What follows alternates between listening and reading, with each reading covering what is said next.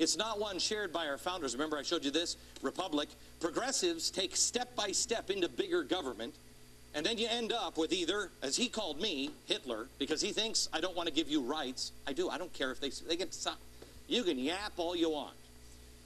Fascism or communism. Okay? It's not consistent with the Constitution. They cannot coexist with the Republic, the Constitution, and communism. No. Fascism and the Constitution? No. I want you to listen to the agenda of Jed Brandt. Who is Jed Brandt? No, that was actually a question for you. I have no idea. I mean, I couldn't even find a Wikipedia page for him, so I'm just going to call him Jed Brandt, a bald communist.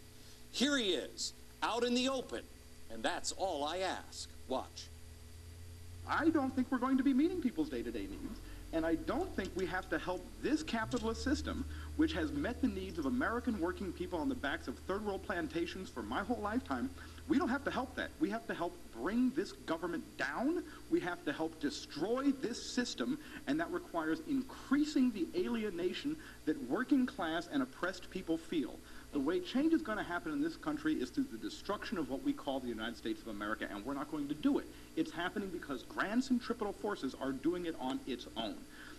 When Obama says that there will not be health care for illegal immigrants, and I might add, abortion, what he is saying, right, very clearly, is that America always has 10% of its population enslaved. When the Dred Scott decision said that the black man has no rights, the white man is bound to respect, as we know, we can change the definition of what whiteness means, right? And I'll just speak here as a white man. I don't often do this in left-wing situations, but I'm opposed to white supremacy not because it's white people involved. I'm opposed to the system that we traditionally call imperialism and the idea that some people have rights and privileges that are not granted to all human beings. And the solution to that problem is called communism and socialism, and we should put it in our mouths. We should say it when we say, what is your politics? I am a socialist. I demand that we have health care for people, and it's not a demand that's negotiable with insurance companies. We will take your insurance companies. We will take the farms in this country. We will shut down the military apparatus of this country, and I'm tired of being told to stuff my anger back in my pants. It's got to end. I don't want to know any more about his pants. There's a lot here. First, he says that they have to help bring this government down. Nancy Pelosi, you should tell him to watch his speech. I've never heard anything like that at a Tea Party. It's almost like we were right when we said the danger is really from the left, the extreme left. He has to help destroy this system that requires increasing the alienation that the working classes and the oppressed feel. Well, how is he going to bring that about? He says they don't have to. What was it? Grand centripetal forces are doing it on their own? Isn't that the thing with the bucket and the water? He doesn't spell everything out. He spells absolutely everything out that we've been saying about this movement right in that one soundbite. They're using Cloward and Piven, overwhelm the system, to destroy it. He claims they need to increase the alienation of the working class and oppressed. How are you going to do that? Well, you need to convince, that some people are more miserable than they actually are. You have to pit the haves against the have-nots. You have to have class warfare. You have to put a bigger burden on our already overworked system and then just sit back and watch the whole thing collapse. So what's his solution after it collapses? Oh, he'll make sure that people have the rights they deserve. Ooh. Communism will. That's the system that will provide maximum freedom to all. Jed, let me ask you a question. Have you ever heard of Joe Stalin?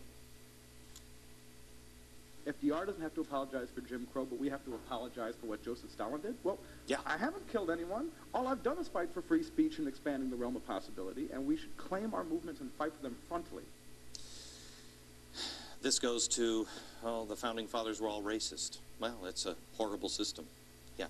The Founding Fathers never said we have to kill 20% of the population. Marx has. I don't, he's heard of Stalin before, but apparently he didn't learn from him. Or Mao, or Lenin, or Pol Pot, or Fidel Castro, or Hugo Chavez. None of them. Name the free speech communist regime. Name one. One that hasn't jailed or murdered dissidents by the tens of thousands, or in some cases, millions. Name one. Each of those communist socialist regimes have put human needs first? Really? Human needs, human rights come from communists. Let's listen to Jed's plan again. when we say, what is your politics? I am a socialist. I demand that we have health care for people, and it's not a demand that's negotiable with insurance companies. We will take your insurance companies. We will take the farms in this country. We will shut down the military apparatus in this country, and I'm tired of being told to stuff my anger back in my pants. Okay, Jed, again, I mean, please stop talking about what's stuffed in your pants. I don't want to know anything about your pants. But I am happy to hear about the rights you'd like to take from insurance companies, the rights you'd like to take from farmers. That sounds familiar. And you'd let us completely at the mercy of our own friends, the communists and in China and the Russians and the terrorists.